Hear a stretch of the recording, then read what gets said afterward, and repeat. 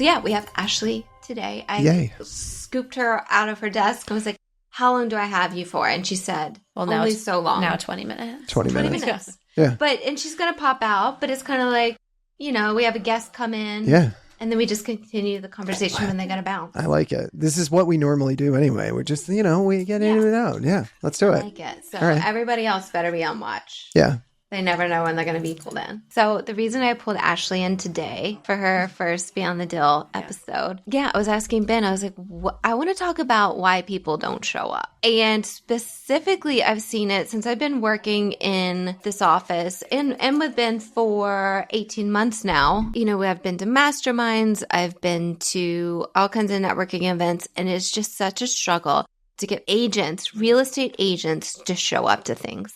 And they'll RSVP and they'll say, I'm coming. And then the morning of, there's just like crickets or, hey, I can't make it. And I do think there's two sides to the argument. There's like real estate is always changing and your day is always changing and things come up that you do have to address because you're dealing with sometimes multi-million-dollar transactions and it needs your attention. But I do think that's less rare than I'm just not going to make it because I'm going to go to spin instead, or I just don't feel like it, or I forgot, or I'm too nervous. Like there's all kinds of reasons. And I think that's more common than there being an emergency with a deal. Yeah. And I know, so I talked to Ben about this a little bit yesterday. We just kind of tossed around ideas and I know he has a theory. So I do want to hear that. Like your initial theory was, and I agree with it. And I have my own thoughts on why people don't show up to things and why people hesitate to put themselves out there. And then you have yours.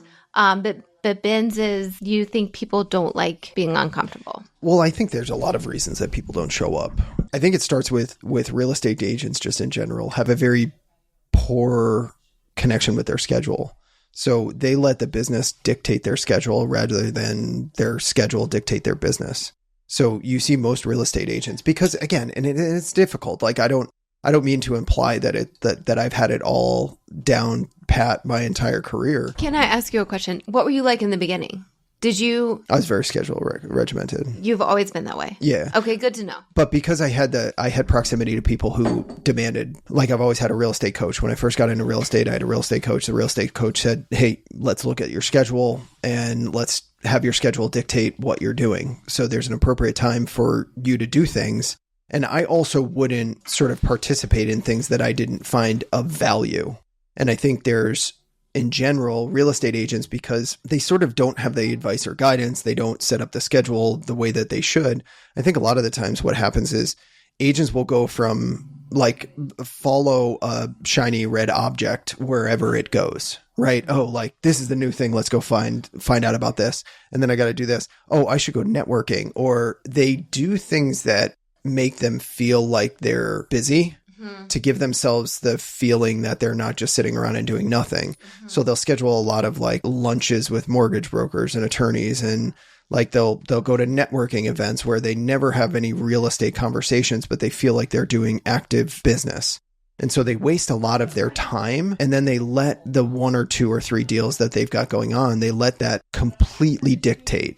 So like if an agent is working with 1 or 2 buyers and that buyer wants to have a conversation at a specific time, they don't say, hey, listen, I'll be tied up for 2 hours at an event or just at an appointment and I'll call you afterwards. It's like, oh yeah, I can deal with it now. And it's out of a desperation because they're worried about that business going away. It's not just like one thing, but I think it has a lot to do with, at start, they are very poor allocators of their time. They don't commit and stick to a schedule because the vast majority of real estate agents don't do a whole lot of business, and that's what they see out there consistently. So I think it starts with that. But before I talk too much about, what I see out there, in your experience, Ashley, what is like when you look at, have you always sort of participated in mastermind groups and learning sessions and that sort of thing, or have you always just kind of done it on your own? So I think the first couple years that I was in real estate, the brokerage that I was with, it was very regimented Tuesday, Thursdays. There was morning calls. The same thing happened. It was like low attendance. It was the people that were not necessarily producing that weren't on the calls. So there was like a direct correlation between like your your production and your activity on those calls. But I was filling my schedule with exactly what you just talked about, like networking events, lunches with people, that it wasn't necessarily turning over any business. It was just filling my schedule. Making you feel like you were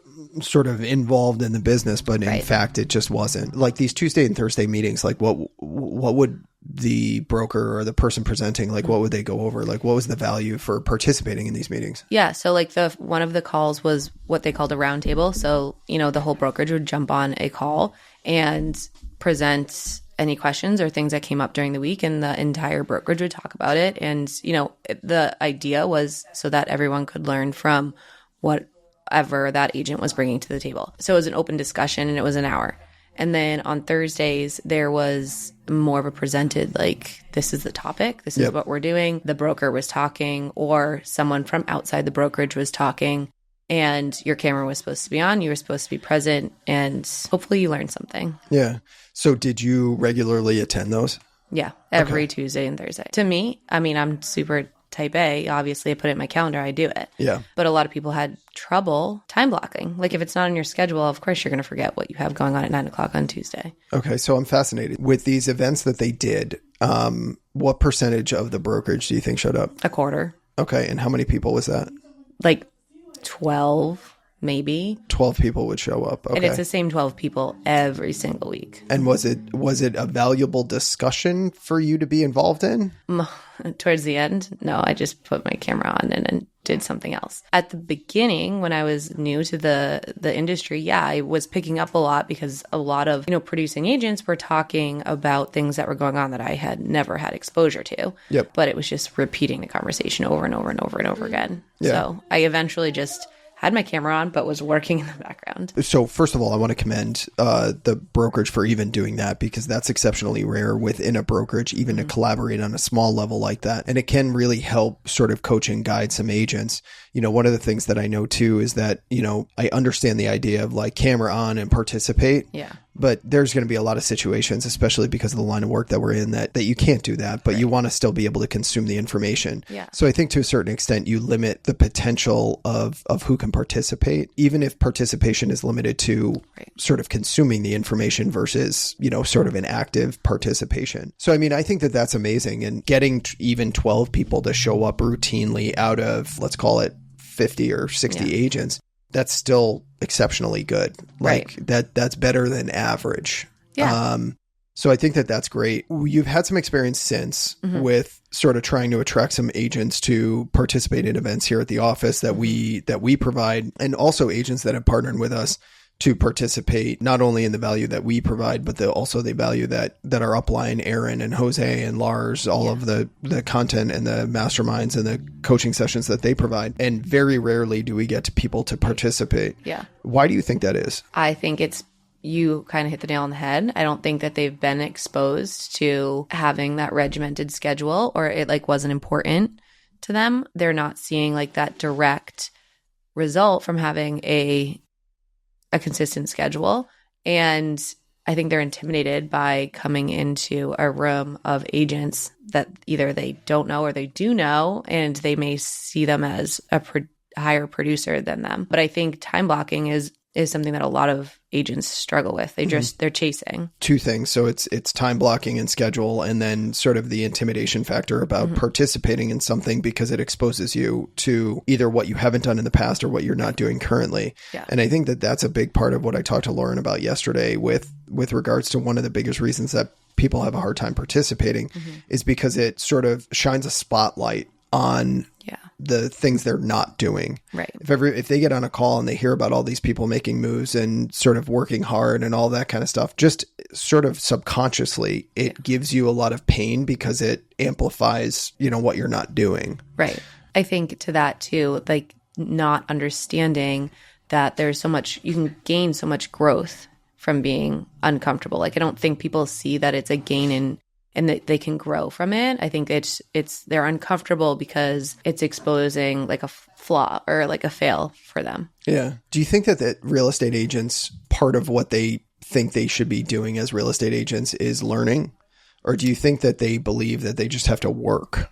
Work, But I also think they have a hard time with this concept of like collaborating. Like I feel like keeping things is secret, like is important, or is something that they think you need to do, and there's no value to them, or they haven't seen the value of collaborating. So to come into one of these masterminds and collaborate when they have been taught to keep things to themselves in secret is hard. So I think that there's probably two things that come up for me. Number one is that I understand why they feel like there's very little value in collaboration, because the real estate industry in general for years and years, and certainly in my, mother's generation and early on in my career, a lot of real estate agents thought that if you gave away the magic sauce that made you successful, that they would be building up their competition. It was very much a limited opportunity that was out there. Right. And if you made somebody better, that would sort of hurt your chances of success. Right. What I think is interesting is that when early on in my career, I had to go to other areas of the country in order for me to get sort of the collaboration that I found value in. Right. Because most people, if they show up to these events that the brokerages put on, it's very general information.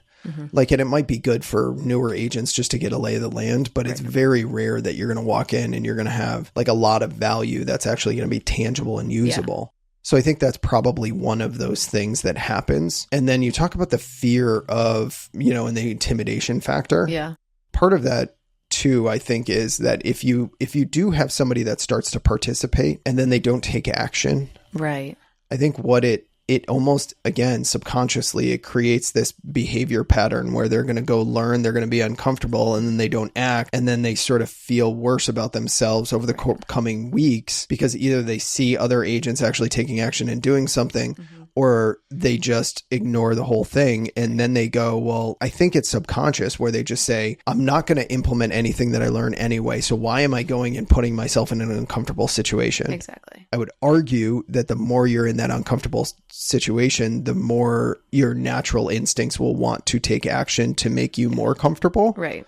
But people have a really hard time being uncomfortable. Yeah. And I also feel like it's an industry where like ego is a big thing. And some of the people that I've invited to the masterminds, like where the brokerage that they're at, like they're really built up, and, they don't want to come into a situation where they are not the shining star, or they're not, their ego just kind of gets in the way. What was different about your mindset? Like, why did you sort of, as soon as we started talking, you were like, I'm in, like, just, I'm an open book. Tell me, guide me, coach me, let me learn from you. Like, what do you think the difference is between you and sort of the average agent? I don't like being complacent or being comfortable in what I'm doing. Some agents are totally fine doing like their 10, 15 deals a year. That's great for them. I'm a really competitive person with myself. Yeah. And when I feel myself getting complacent or comfortable, like I know I need to change. Like I know I need to like either... You're a rare bird.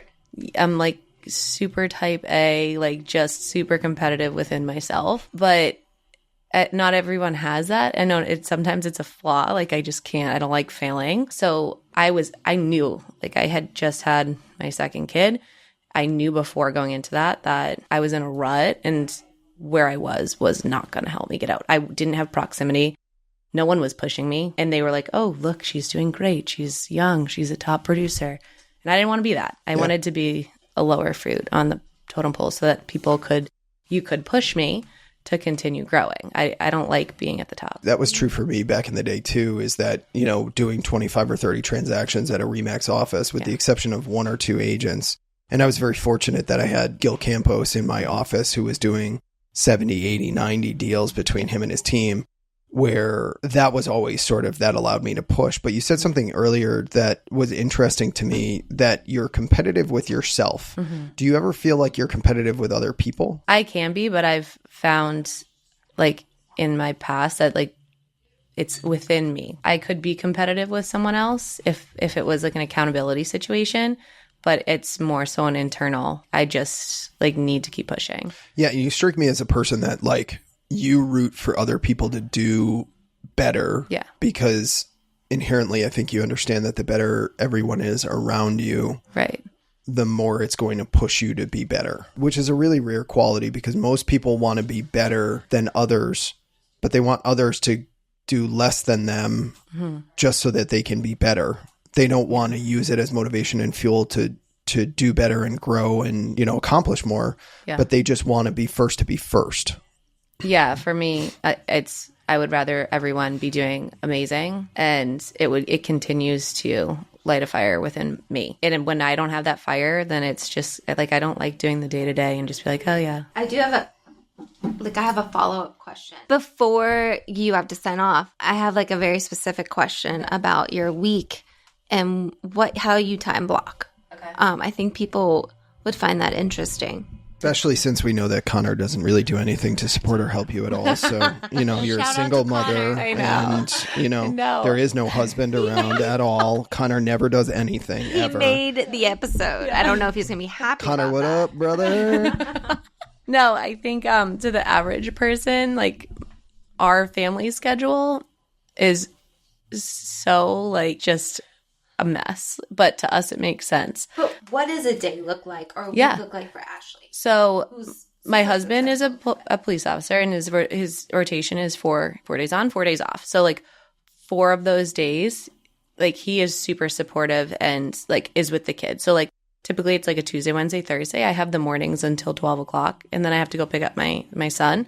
And then I kind of try and do like phone calls or things that I can multitask in the afternoon. Once we put them to bed, I get right on the computer and I kind of do some of like that, you know, work that no one likes to do. Or like the book work, the contracts, the emails, catching up on emails, or I'll do like phone calls. I'll connect at like 7 o'clock with buyers or sellers that want to have conversations. At night? Yeah.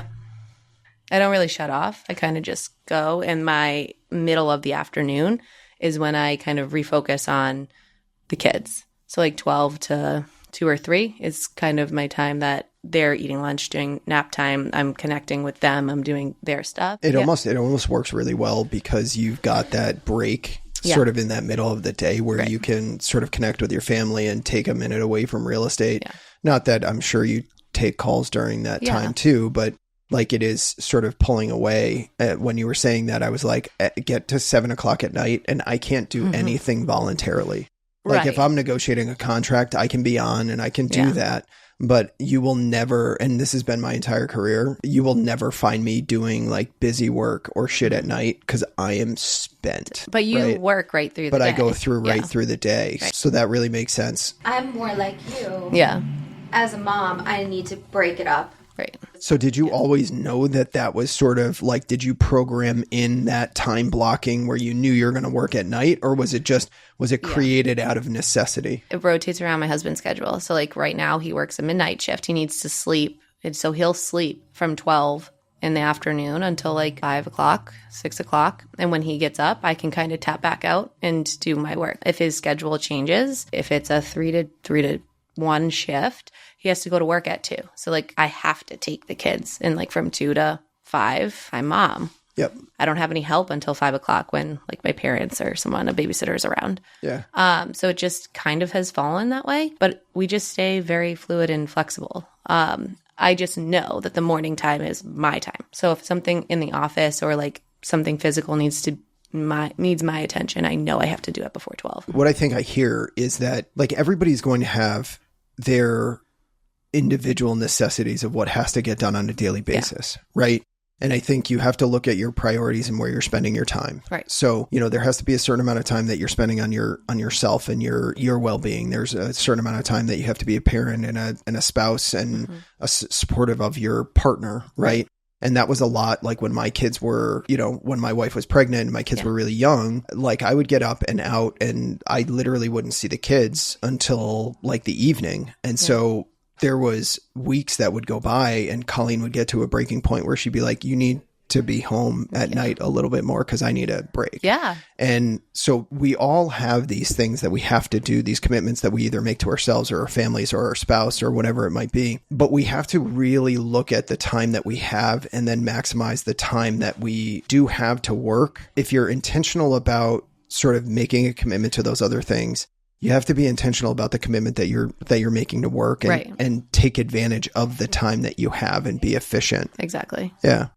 So I just want to go back because I know you've got probably like a minute or two. Yeah, sure, a minute or two. Okay. So Don't mess up her time. I just wanted to, when you talked about being type A and being competitive with yourself and striving and always looking to put yourself in proximity. Yeah. Do you think you could do what you do now on your own? On my own? Yeah. I wouldn't want to, but could I? It would be a slower progression. Yeah. I like to be surrounded by people. I think proximity is power. I don't think anyone should want to do it by themselves. And I think that's because what comes up for me when you say that is that because you're type A and because you are correctly competing against yourself versus external, which I think is a massive win. That was not my experience when I was always competing against somebody else. But what comes up for me is that you can achieve outsized results just by virtue of those two things, being type A and always wanting to win and competing against yourself.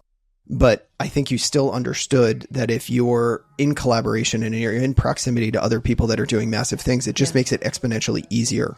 Yeah. So consider this, those folks that are out there that are not type A, that are competitive with other people because of insecurities or fear of failure and that sort of thing. I think if it's necessary and it is beneficial to a person that doesn't necessarily need it in order to succeed, imagine if you're not that type, how much you need it. Right. You need to be around people that are producing outside results and questioning the status quo and committing to things and keeping themselves accountable. Because if you're not, it's going to be very, very difficult for you. And so if somebody who has the opportunity to do it all on their own and can do it individually and they choose, what does that say about an individual who can't do it on their own and then chooses not to? Right. So I just encourage, like, again, and I appreciate your authenticity and your willingness to share here, but I encourage everybody to sort of really self-reflect and evaluate, like, what type of personality are they? Do they actually think it's going to be uncomfortable? But if you actually go and put yourself in proximity to people that are doing amazing things, like, how could that materially benefit you? Yeah. Awesome. Cool. Preschool pickup calls. Go. Thank you. All right. That was fun. That was good. I find it surprising that she says she wants to be like at the bottom of the level, at the bottom of the team to then get better. And I kept thinking about like a sports team. You can either be the best on a like soft, lower level team, summer league team, or you can put yourself on like a traveling all-star team. You may not be the best player, but because you are around exceptionally talented players, you will by default get better as a player. Yeah. And it's the same for anything. You could extrapolate that to anything, especially this industry. If you are exposing yourself to people that, like you always say, do outsized outcomes, you are going to by default, same thing as like in sports, you will get better. Yes or no? No. Yeah. So you may be cut. Yeah. The sports analogy makes sense from like a team perspective. But also I think if you put yourself around exceptional people that are doing outsized outcomes, it is going to expose you if you're not willing to work and you're not willing to learn and grow. And that's why I think a lot of people don't put themselves in that position, because subconsciously I think they know they can't do it. They're going to see what it takes. Like, you're going to see what an athlete has to do to perform at a level, and they're going to say, I'm never, that's not for me. Yeah. Which is, we started at the beginning, we all have theories. My theory on why people don't show up is they think about, they reach a level and it feels good and they worked really hard to get there. And then to think about continuing to grow. This is just my personality. To know the amount of work it's going to take based on my past experiences of what it took to get to certain levels seems overwhelming, seems exhausting, and it makes me less likely to put myself out there because I'm like, I'm good. That was so hard and I need a break. Here's what I know about that, though. I know that that's a fleeting feeling that has an end. Complacency is uncomfortable, right? With very few exceptions. If somebody is comfortable doing what they're doing for an extended period of time and they don't learn and they don't grow, they're in a plateau. They start to become very, very uncomfortable with the plateau. And or because they've become complacent, they stop doing the things that even got them there in the first place. And then they start to go backwards. Right. Oh my gosh, you're right. Yeah. So I think you have this, people have this perception that like, if I can just make $100,000 a year, I'll be happy and all of that kind of stuff. Well, you're grinding to make that money and you're putting in all this effort and you're getting the results, and then you get the results. And then what happens is you become complacent because you don't have that drive and that motivation to accomplish something. You don't have any purpose or passion anymore. And you start to pull back on the activities that actually got you the success. Yes. Right. And or maybe even you just do that same thing over and over again. But like, think about it from a workout perspective. You go and do the same exact spin class every single day for an entire year. Are you motivated at the same level, or do you find the same sort of purpose and passion from that spin class day 1 or day 12 as you do day 365? Right. And the answer is no. And if you think, okay, I made it to this plateau, it took me doing this, I'm just going to maintain. Guess what? The environment changes. The landscape changes. There's going to be AI now. There's going to be Instagram. It's not possible. You have to keep adapting and growing. Now, I do think plateaus are valuable. They are a catching your breath. They are enjoying the fruits of your labor. Yep. But like you said, at some point, it will start to dip down. It is going to change either way. And this goes into like a whole nother discussion about purpose over happiness. I think that suffering has a bad rap. I think that happiness as a goal is overrated. And I think that purpose over happiness is the direction. I think the problem is that people during the course of striving for something, I think they tend to focus on the difficulties over the beauty of it. And you hear me start a lot of our meetings and our sessions with a lot of gratitude and also I pause at a certain point and I say, hey, listen, just stop and notice the moment that we're in right now. We all have kids. Life is crazy. Like we're working 60 hours a week. There's a lot of stuff going on.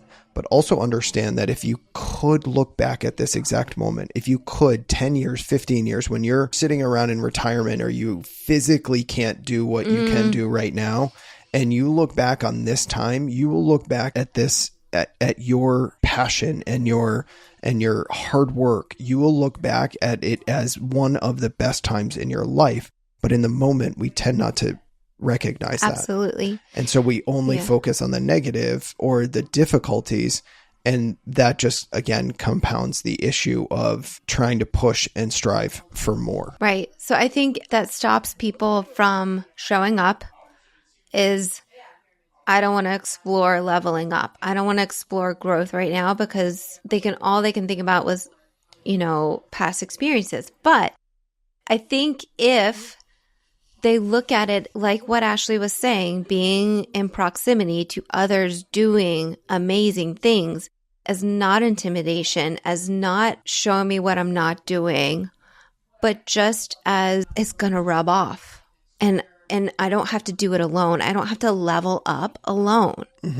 And it makes it less intimidating. But I don't know why people don't show up to the calls or the meetings, and I'm guilty of it. But it is interesting in this industry. I do think... Well, you talk about complacency real quick. Don't get away from that, because I think there are people that are making enough money to satisfy their financial needs, right? And they go to themselves, well, I don't need to make any more money in order to... I don't want more money. I think that purpose can change. It's not always, your idol doesn't have to be finances. It doesn't have to be money. But what if you could make the same amount of money working half the amount of time? Yeah. Right? What if you could buy back your time? Yeah. What if you could start doing things that had more of an impact and more of a non-financial reward, right? Yeah, that is real level up. Not doing more work for more money, but actually doing less work for same amount of money. I mean, that is... And I'll take that level any day. And then spending your time having an impact, whether that's with your family or your friends or the community or hobbies, whoever it is. Like imagine that being a goal, but most people don't even get exposed to that idea. They think that collaboration and learning will only lead to more money and more work. Yes. And that's not necessarily at least what I am striving to help people accomplish. I want Ashley to make more money so that she can gain financial freedom, but I want Ashley to do it in less time so that she can enjoy her life a little bit more. Yeah. And a lot of my coaching and work with Ashley has less to do with, we definitely work on her business and, all of the things that will make her more successful. But a lot of the work that I work with Ashley on is sort of painting a picture of the future self of Ashley, right? Mm-hmm. Like, what's it like when the kids are in school full time? What is it like when you guys have the option to allow Connor to retire, right? And or join the business and or like not retire and do nothing, but like follow a passion that he wants to do. Mm-hmm. What does it look like when you don't have to work all of your free time to do the business, to make the money, to pay the bills, to then go and work more? Like, what does that life look like? To not having to take calls at 7:00 at night. Correct. Yeah, more freedom. And I'm just starting to do that now. Like after all of this time, like I told Sandy, this is the first spring that I want to start going home at like 4:00 in the afternoon. It's very, very difficult for me because I have a lot of work that I could do. And probably scary in a way to leave things on the table, to feel like that, because it's a belief that you've believed. If you don't work until 7, then you're leaving correct. And 100% I'm leaving opportunities on the table because I could prospect for 3 hours and work until 7:00 and probably make twice as much as I'm making right now. It's not hard anymore because I have put myself in proximity to people that have done that and are now living that life. And I see it and I feel it and I know that that is my purpose. Again, it's not as difficult for me now because of showing up. I show up to 4 mastermind groups leveling up for me every single week. Like I am on conference calls and I'm learning and I'm going to 3 to 4 events every single year to put myself in proximity. I went down and spent money and time versus building more business to go down to Dallas. And I was just happened to sit at a round table right next to Brent Grove from EXP, who has 20,000 agents in his downline and he makes $1 million a month in residual income. And I spent the day sitting next to him, hearing him talk to other people. I got to ask him a lot of questions. Like, how much value is that? Because that, like, you see the joy on his face because all he's doing right now is his passion to help impact other people and to build other people's wealth. We've talked about that. The lightness that you see on these people that have found freedom and found this ability to work, but the work is for them. They're not doing the work. Yeah, They're not working for the work. So I think what's interesting is that it starts with showing up. So like this is a huge progression. Like it took me 7 years to build my business where I was on coaching calls and mastermind calls and role play groups and Google Meets every single day so that I would stay accountable and motivated. I would go to 3 events spending $2,000 to $5,000 per event every year to be in proximity to agents that were doing more than what I was to expand my my vision of what was possible. And then when I got to a certain point where I realized that that particular group of people didn't align with where I wanted to go, I ended up finding other people. And then I paid for new coaching and I put myself in new proximity to other people. And I've just continued to get uncomfortable, put myself in great rooms next to great people. Then every once in a while you pick your head up and you make sure that it's still in alignment with what you want out of life. So I have a question for the person who's like in a rut or a routine or a plateau or they're not surrounded. What's the first step? What would show up? What would you love for their week to look like? How many events do they need to be going to a week, a month? Every event possible. No, come on. Like 1 call, 2 calls a week? No, but Lauren, 1 in person? This is the thing, is that if you don't know what to do and how to do it, and you're not motivated to do it, the best thing that you could do is start to participate in everything that you can that will actually move you towards your goal. Now, I'm not saying just go out and meet with a mortgage broker or an insurance guy or play golf with your buddies who you say, oh, well, they're going to get to know that I'm playing. No, You have to do things intentionally. So you have to find the people that are at or above the level that you want and put yourself in proximity to them. Okay. And so and then do anything that can put you in proximity to them. Show up to any event. We have a younger guy that came and he interviewed to join the team with us here locally, and he wasn't going to be full-time. So we don't hire non-full-time agents on our team.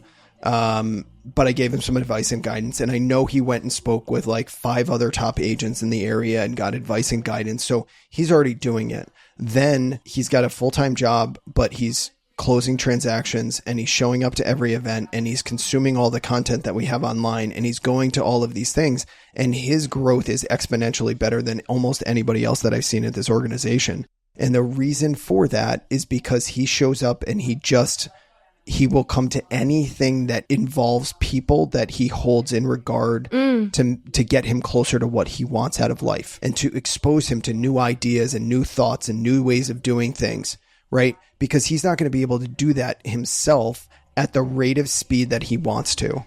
And so a guy that has a full-time job outside of real estate shows up to more events and more calls than 90% of the people who don't have anything else to do. Why? He gets it. Yep. But I think that the people who are out there that are struggling, that are having a difficult time, the biggest thing is just to show up. It's going to be uncomfortable. It is going to sort of shine a light on what you're not doing. Could be embarrassing. It's going to be but it won't be. Like, right. No, they play that in their head. They do. They play it in their head and they think that there's like that they're going to. I have like so much respect for people who will be vulnerable and uncomfortable and put themselves in a situation where they don't know what the outcome is going to be. Some agents don't know what to expect when they show up to a mastermind or a group call. Or they think that they're going to get called on, or I might even call on them and they might have to answer a question or do so. But it's all in an effort. And I think that people want to pretend that they're at a higher level than they are, or that they know more than they are, or their ego gets in the way, or their pride gets there. And I think that a lot of that, if you're vulnerable, the people that I love to surround myself with most are very authentic and very vulnerable. They're like, I don't know this. Jose Morales, like he had such a big impact on me early on when I started getting proximity to Aaron, because he and I have a very similar personality. Our profiles are almost identical, but when he shows up to events, like he's willing to ask questions where I would be embarrassed to ask the question initially. He's willing to put himself out there.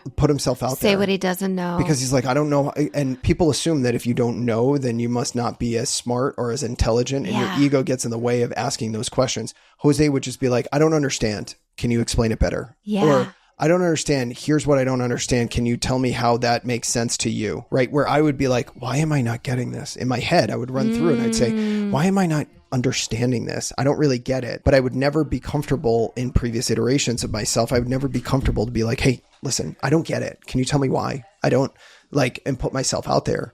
But now that I do, because what happens is if you don't understand it in the moment, there's no way that you can implement it in the future. And so Jose gave me permission, and that wasn't even who I was there to be next to. Now, it turns out that being next to him and Aaron at the same time was like the magic formula for me. But like I went to be in proximity to Aaron, but Jose gave me permission to start changing the way that I view asking questions and following up and being okay saying, I don't understand. I need you to go over that again. Right. And not being concerned about, oh, well, 90% of the room understood it and now they got to hear it again. 90% of those people that understood it probably have a very cursory understanding of how it actually works. And they would love for it to be explained again. But you don't think that in the moment. You think everybody else knows how to do this and I don't. So what is wrong with me? So I think it just ultimately comes down to like showing up. You have to show up. Okay. Yeah. Well, I hope people show up on Thursday. Yeah. And these calls. Yep. That you do. But I think it's a really interesting conversation. I don't think it's over yet. No. And I'd like to hear other people's perspectives on putting themselves out there, what they got out of networking events, calls, stuff like that. Just different takes. And they'll have their own reasons of why maybe they didn't go to things and what happened when they did. Cool. I love storytelling. Yep. All right. Thank you. Good chatting with you. See ya. Bye.